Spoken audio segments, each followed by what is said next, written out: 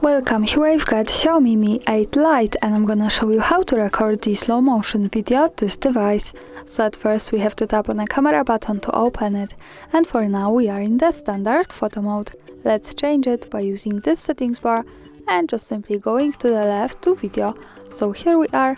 Now let's move to the right corner. When we pick this button, we get access to more options about the video we can manage, and one of this is the slow motion button here, the second from the right.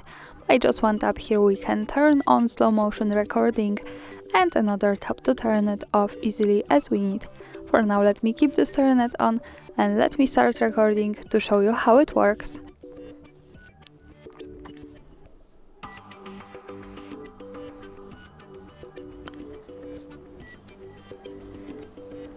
And now let's stop.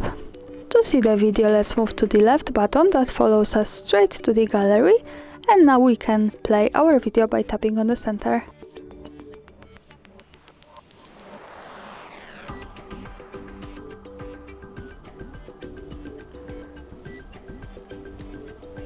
And this is how the slow motion video looks like at this device. Thanks for watching, subscribe our channel and leave the thumbs up.